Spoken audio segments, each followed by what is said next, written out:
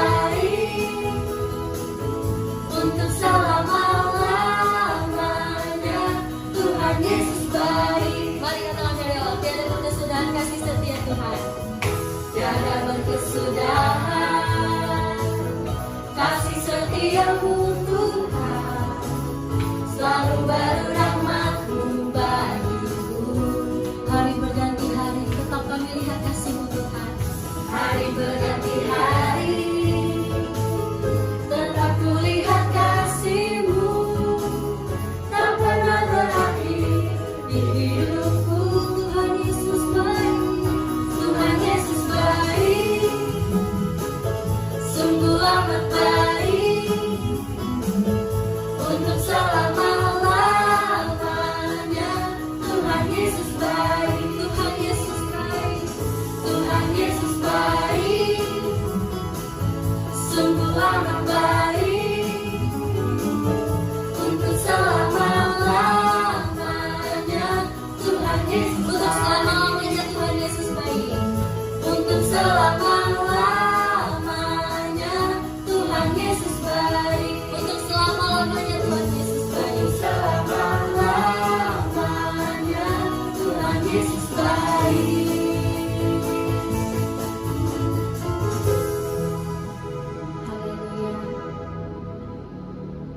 sudah memuji Tuhan.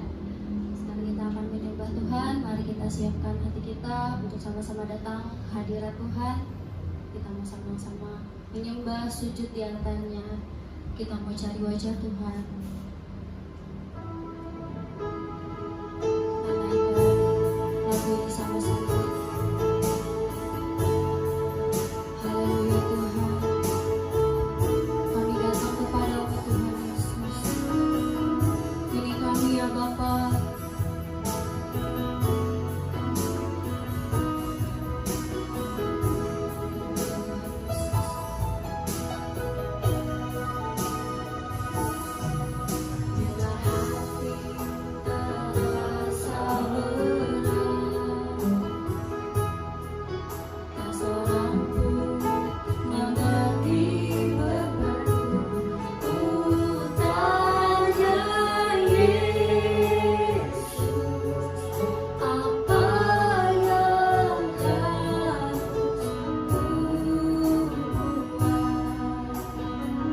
Dia berfirman, mari datanglah. Dia berfirman, mari datanglah. Dia selalu pedulikan aku. Ku datang Yesus. Dia pikul segala bebanku. Sujud di atas, sujud di atasnya. Kami membawa hidup kami Tuhan. Hidup ku terima anugerahnya. Dia ampuniku dan bebaskanku. Dia yang mengubah setiap hidup kami. Ubah hidupku, baharui setiap hati kami. Baharui hatiku. Sesuatu terjadi saat datang di akalnya.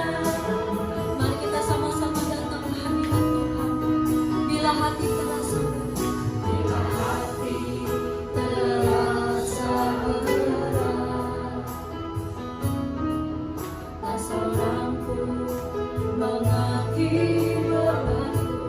Ku tanya Yesus, apa yang harus ku buat? Mari datang kepada Tuhan. Dia berfirman, mari datang. Kami datang ya Bapa. Selalu pedulikan aku.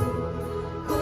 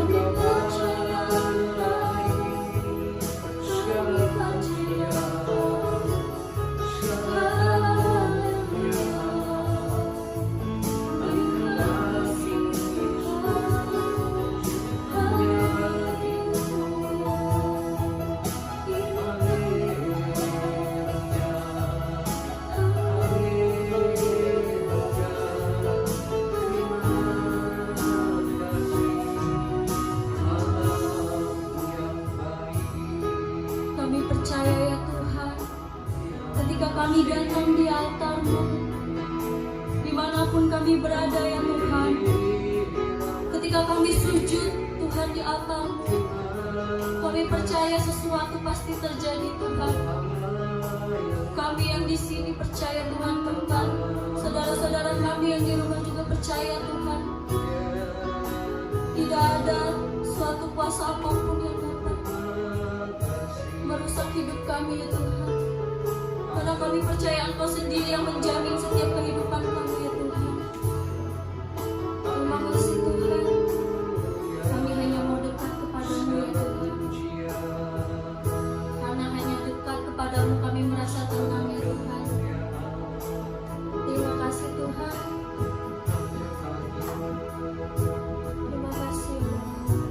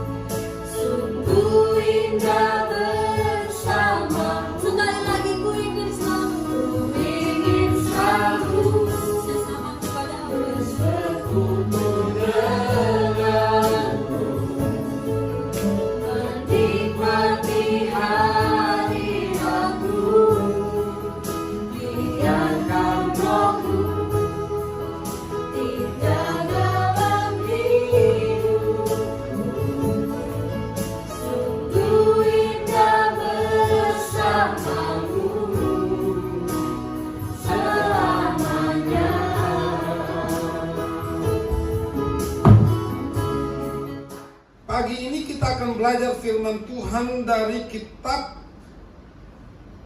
Hakim-Hakim pasal yang keempat.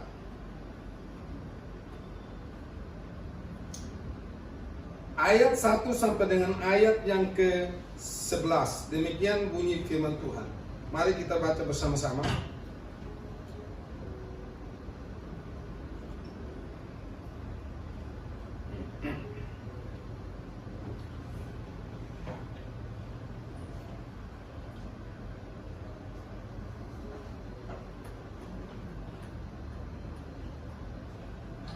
Oke. Hakim-Hakim pasal 1 ayat 1 sampai ayat yang ke-11. Apa kita perlu baca bersama-sama? Oke.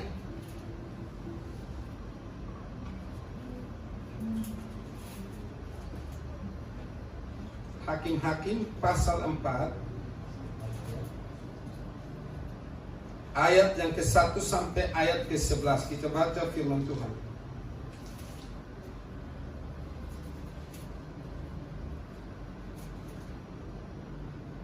3, 2, 1. Setelah Ehud mati, orang Israel melakukan pula apa yang jahat di mata Tuhan. Lalu Tuhan menyerahkan mereka ke dalam tangan Yabin, raja Kanaan, yang memerintah di Hasor. Panglima tentaranya ialah Sisera yang diam di Haram Hagoyim. Lalu orang Israel berseru kepada Tuhan, sebab Sisera mempunyai 900 kereta besi dan 20 tahun lamanya ia menindas orang Israel dengan keras. Pada waktu itu Deborah, seorang nabi istri Lapidot, memerintah sebagai hakim atas orang Israel. Ia biasa duduk di bawah pohon korma Deborah antara Rama dan Betel di pegunungan Efraim, dan orang Israel menghadap dia untuk berhakim kepadanya. Ia menyuruh memanggil Barak bin Abinoam dari Kades di daerah Naftali, lalu berkata kepadanya, bukankah Tuhan Allah Israel memerintahkan demikian?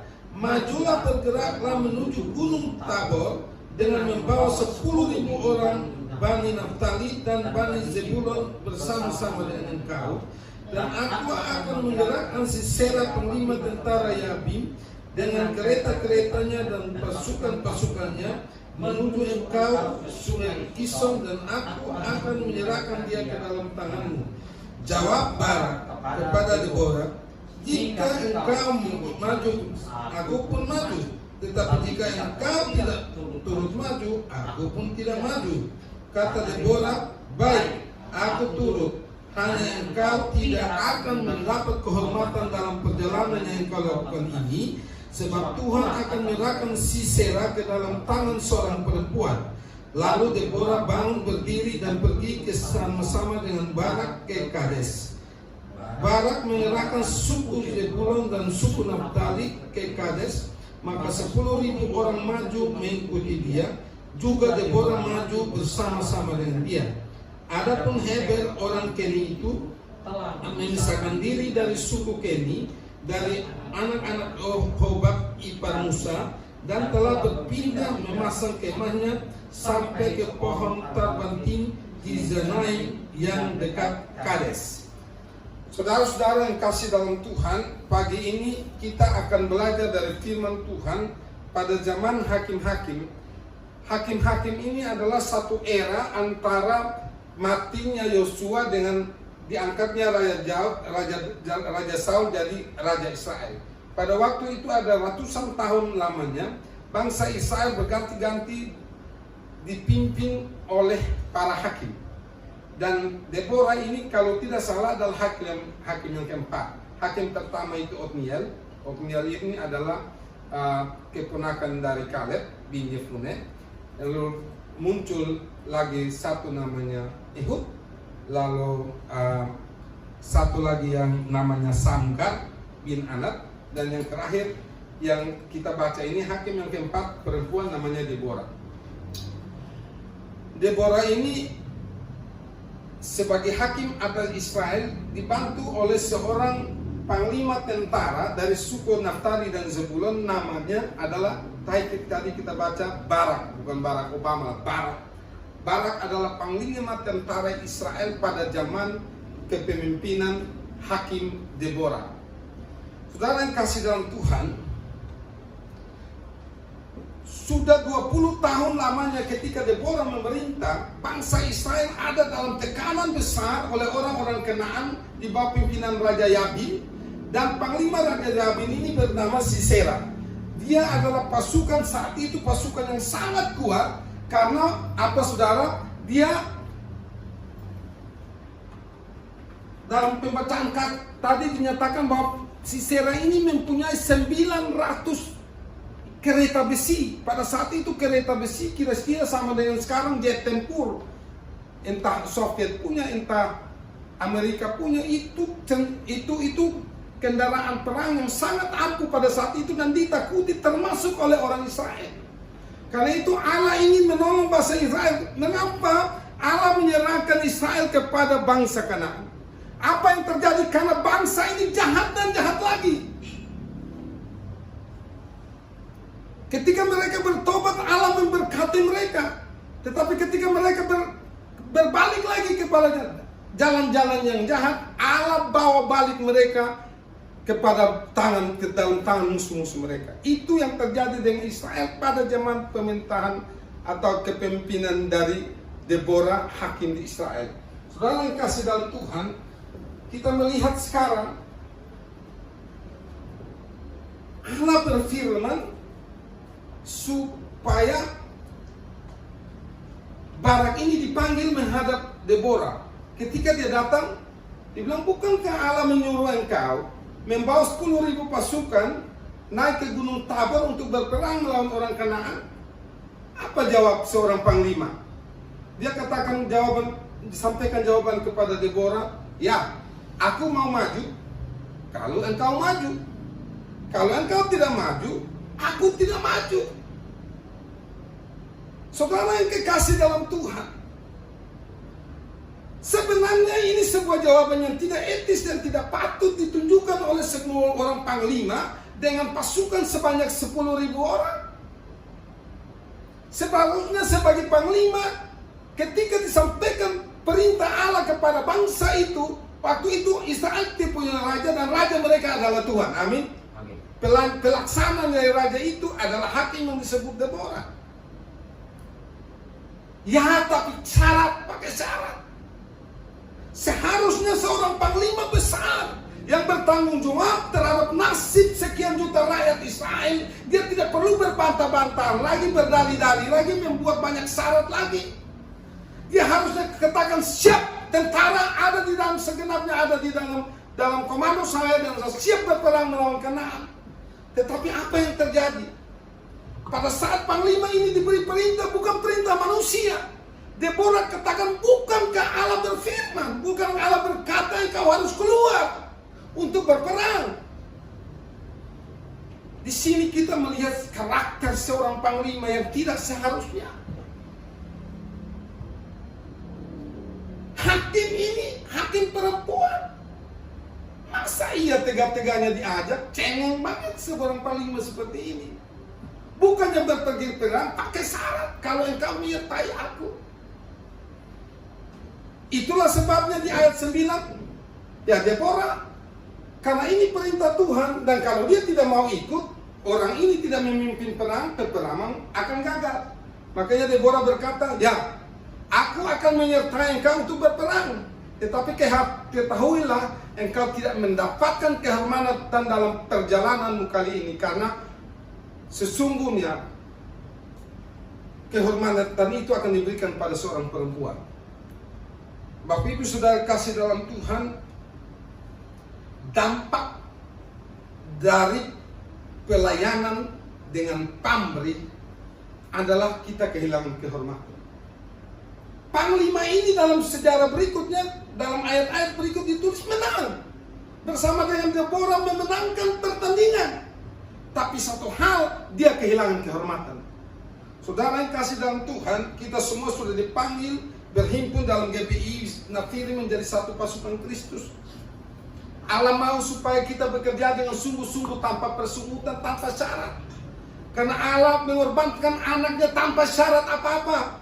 Syaratnya hanya kita berdoa, taat, setia, lakukan firman, supaya kita mendapat satu kehormatan, yang kedua kita dapat satu kemenangan, yang kedua dapatkan kehormatan.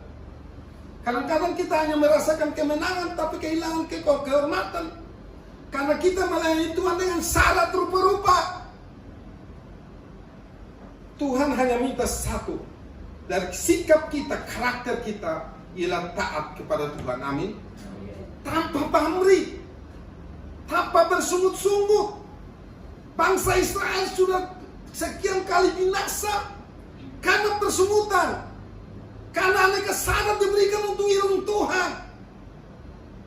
Saya rindu supaya jemaat dan hamba-hamba Tuhan GBI Nafiri, kita semua adalah jemaat dan hamba-hamba Tuhan, pengikut Kristus, laskar-laskar Kristus yang berperang tanpa syarat. Amin. Amin. Saudara harus ingat bahwa gereja Tuhan tidak pernah berhenti berperang. Bedanya dengan zaman Deborah, ada peperangan kita ini bukan melawan darah dan daging, tetapi melawan kuasa penguasa di udara. Amin. Amin. Dan ini butuh ketaatan mutlak kepada Tuhan. Karena kemenangan ada di sana, kehormatan juga ada di sana. Tatkala engkau menghancurkan kuasa iblis, engkau dikatakan lebih dari pemenang. Amin. Amin. Itu dijanjikan Tuhan. Tetapi Tuhan tidak mau supaya kita berdalih-dalih. Allah hanya mau supaya kita taat kepadanya. Apa yang dikatakan Tuhan, itu yang kita lakukan. Hanya kepada orang-orang seperti inilah Allah akan memberikan kehormatan, Allah berikan kemenangan, Allah juga curahkan berkat berlimpah-limpah. Amin. Saudara kasih dalam Tuhan, dalam cerita selanjutnya kita lihat. Dalam pertempuran ternyata bahwa betul-betul Barak dan Deborah mengalahkan pasukan dari Sisera. Semua pasukan dibasmi habis, tapi panglimanya kabur. Panglimanya meninggalkan perang dan kabur kemana? Dalam firman Tuhan dikatakan berkemah, lari menyelamatkan diri di kemah seorang perempuan namanya Yael. Yael ini adalah istri dari Heber. Heber itu siapa? Heber itu adalah anak keponakan dari iparnya Musa. Dan dia ada di kota itu, bergaul erat, punya hubungan baik dengan Yabin. Maka Sisera berharap dia sembunyi di rumahnya Yael ini, dia akan ditolong. Saudara kasih dalam Tuhan, perhatikan baik-baik. Di dalam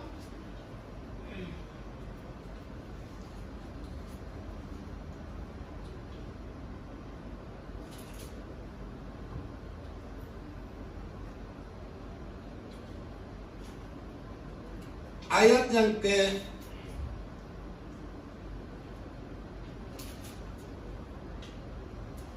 17, Sisera tadi panglima perang suku dari Kanaan.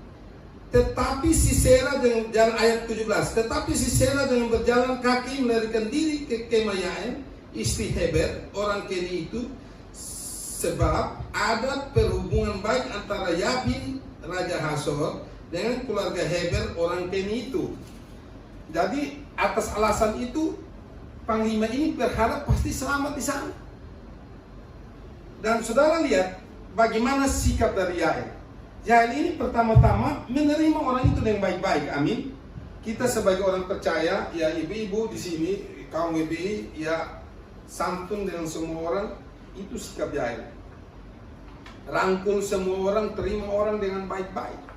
Siapapun dia, tidak pandang bulu satu suku, satu agama, satu ras, tidak masalah. Siapapun dia, beda ras, beda suku, terima dengan baik-baik, santun seperti Yael menerima Sisera dengan baik-baik. Tetapi satu hal, tetap teguh di dalam iman. Amin. Amin. Jangan terbawa oleh arus dunia ini. Pergaulan kita boleh luas, tetapi arah iman kita hanya pada satu, yaitu pada Tuhan, kepada Allah dan segenap firman-Nya. Saudara kasih dalam Tuhan, ayat yang ke-12 menunjukkan ciri-ciri Yael. Yael yang adalah istri Heber tadi, dia keluar mendapatkan orang itu dan mempersilahkan orang ini singgah di rumahnya. Santun, masih santun. Bahkan orang itu minta minum di ayat berikutnya, dia tidak minta air, dia malah beri susu. Amin. Tuhan Yesus katakan, siapa minta ini bajumu, kasih juga jubahmu. Minta berjalan 1 mil, berjalanlah sampai 2 mil. Dan seterusnya, ditampar pipi kanan, kasih pipi. Ini dilakukan menjadi benar-benar. Dia minta air, dikasih susu. Tetapi itu tidak berarti bahwa Yael mengalah, amin. Amin. Dalam ayat selanjutnya, pada ayat 20 di sana kelihatan karakter yang sebenarnya dari Rahel. Lagi katanya kepada perempuan itu, Sisera bilang, berdirilah di depan pintu kemah, dan apabila ada orang datang dan bertanya kepadamu, ada orang di sini, maka jawablah tidak ada. Apakah Yael mengikuti permintaan Sisera? Sampai di sini dia diam, tapi dia berkata lewat perbuatannya, dia berkata tidak, memberikan perlawanan lewat perbuatannya. Ayat 21.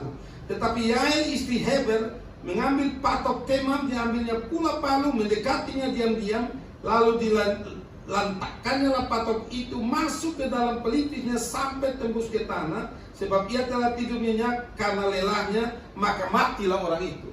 Saudara kasih dalam Tuhan, kita tidak ada kompromi dengan kuasa kejahatan. Kalau Sisera ini lambang kuasa kegelapan, kita dipanggil untuk menghancurkan kuasa kegelapan, amin. Tidak kompromi. Kita tetap menyatakan kasih Tuhan kepada setiap orang, tetapi kita bukan melawan kejahatan. Adalah tugas pokok orang percaya untuk bertempur, berperang melawan kejahatan sampai kita keluar sebagai pemenang. Amin. Amin. Seharusnya saudara kasih dalam Tuhan. Kalau saudara baca film-film perang-perang kolosal, Troya dan sebagainya, biasanya panglima berhadapan dengan panglima. Amin. Amin. Lalu ketahuan siapa yang keluar. Tapi saudara lihat di sini, Barak boleh menang dalam peperangan, memenangkan 1000-an tentara Kanaan. Tetapi dia kehilangan satu kesempatan untuk dapatkan kehormatan, ialah peluang untuk membunuh, membinasakan panglima bala tentara Kanaan. Harusnya di tangan dia, oleh karena dia bersyarat kehormatan dipindah kepada Yael. Amin. Yael tidak dianggap orang. Yael ini siapa? Dia bukan prajurit. Dalam istana dia bukan ring 1. Bukan, dia orang biasa saja. Dia ini hanya seorang ibu rumah tangga. Saudara yang kekasih, pada saat dia membunuh raja itu, tidak ada yang memerintah dia. Amin. Amin. Tidak ada Deborah di sana. Tidak ada salah satu panglima di sana. Suaminya pun tidak ada di kemah itu. Dia hanya sendirian bersama musuh bebuyutan orang Israel. Dan tidak ada yang menuduh dia melakukan tindakan itu. Tapi dia melakukan tindakan secara mandiri. Amin. Amin. Dia melakukan tindakan secara mandiri, membunuh, membinasakan panglima bala tentara Kanaan. Apa yang terjadi dengan itu? Karena dia menjadi pengambil keputusan yang dewasa. Amin. Amin. Tidak tunggu perintah siapa. Dia melakukannya karena dia tahu bahwa itu keharusan, kewajibannya dia sebagai warga Israel untuk membela negerinya, membela bangsanya, menghancurkan segala musuh Israel. Kesempatan itu diberikan karena Allah tahu, kenal Yael adalah orang yang siap mengambil sikap sebagai orang dewasa. Saudara yang kasih dalam Tuhan, kita sudah 3 tahun masuk menjelang tahun keempat bersama-sama di GBI Nafir. Sebagai hamba Tuhan, sebagai gembala sidang, saya minta supaya kita semua menjadi orang-orang dewasa dalam Tuhan. Tidak bergantung pada manusia. Tanda-tanda orang dewasa ialah mengambil keputusan dan mengambil sikap secara mandiri. Tidak pakai disuruh-suruh orang dan minta bayar syarat. Saudara yang kasih dalam Tuhan, gereja ke depan menghadapi harus banyak sekali tantangan, cobaan, peperangan rohani. Kita tidak boleh piara banyak orang di gereja ini yang hanya penuh dengan aneka macam syarat. Kita melakukan pekerjaan Tuhan dengan sungguh-sungguh hati karena kita tahu Tuhan yang kita sembah, Tuhan yang hidup, Tuhan yang setia sampai mati demi saudara saya.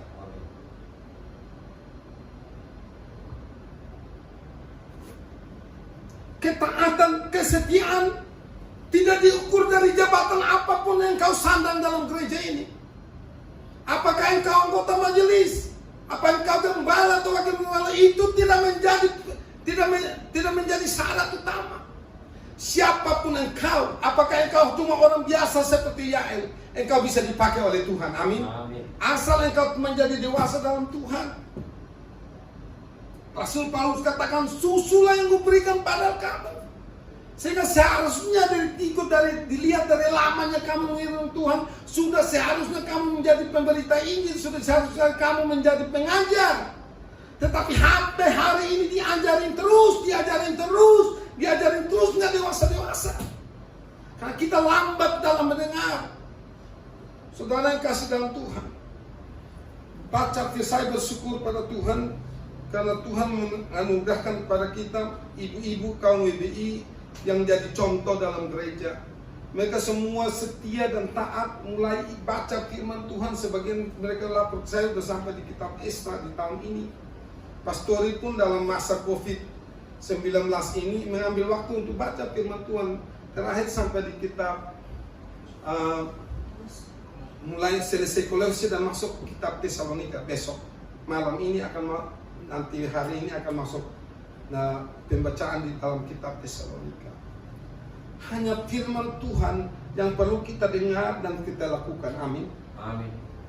Perintah kepada Barak ini bukan perintah manusia, perintah Allah. Tapi dia terlalu banyak diskusi dan kurang melakukan. Kehormatan akhirnya diberikan pada orang lain. Saudara tahu, setiap kita melayani Tuhan pasti dapatkan kehormatan dari Tuhan. Amin. Bukan dari manusia. Itu pertama, catatan pertama. Kita bukan hanya diberi kemenangan, tapi juga kehormatan dan berkat-berkat. Saudara kasih dalam Tuhan, saya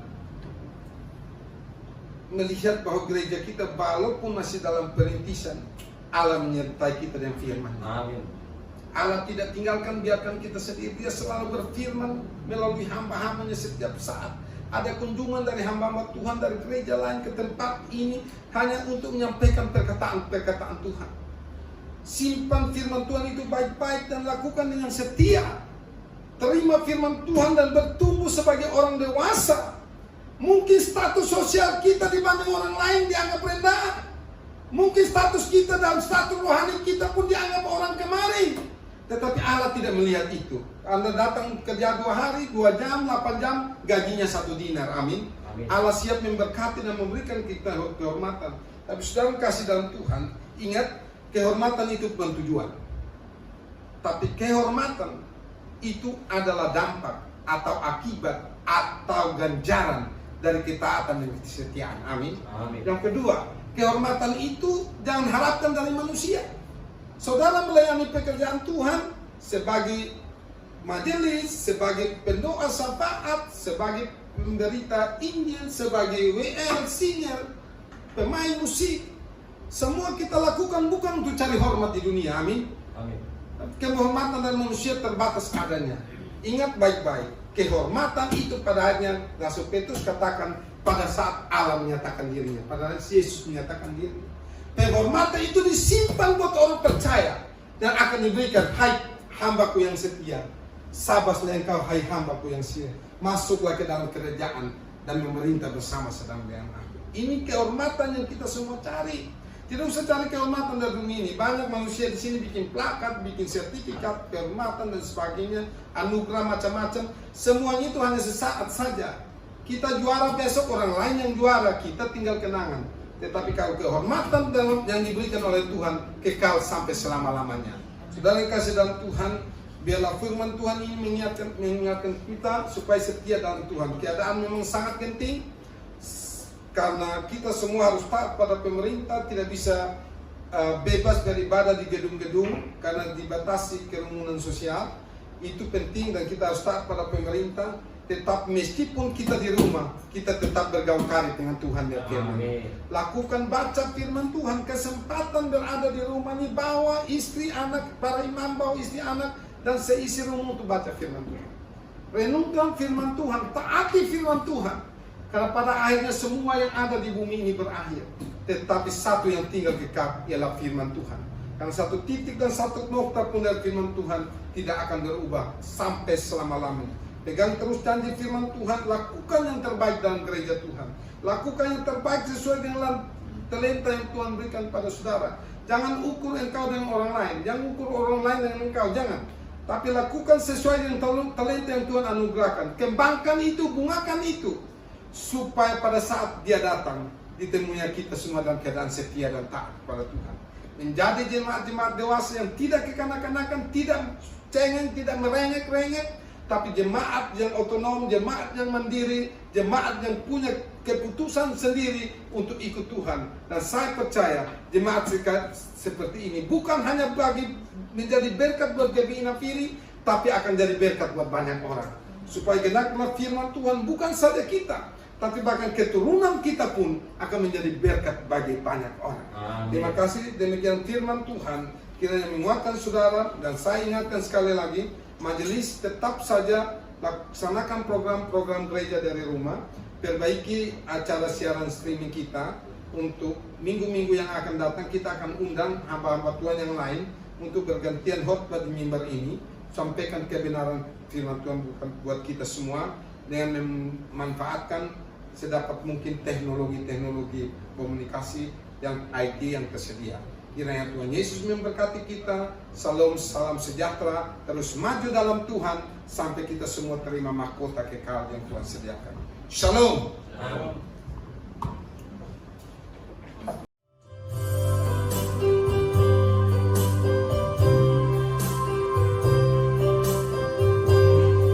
Tuhan Yesus setia, Dia sahabat kita dalam segala susahku, selalu menghiburku. Dia mengerti bahasa tetesan air mata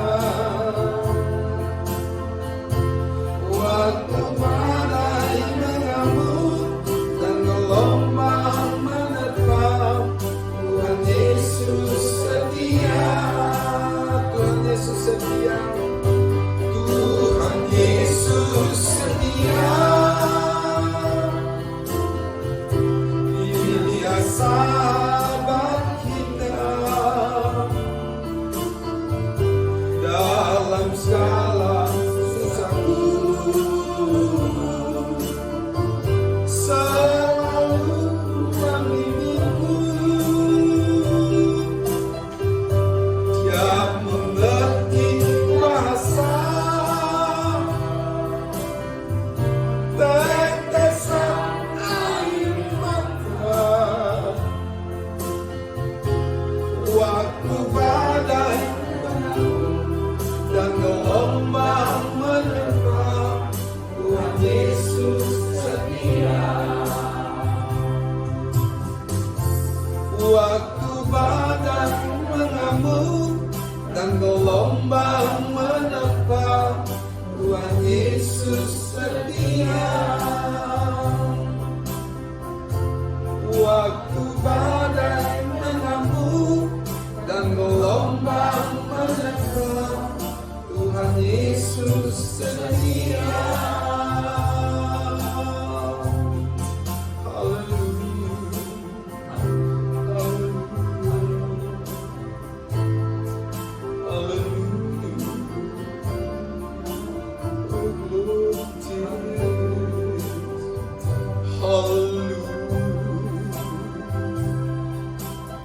Terima kasih Tuhan Yesus.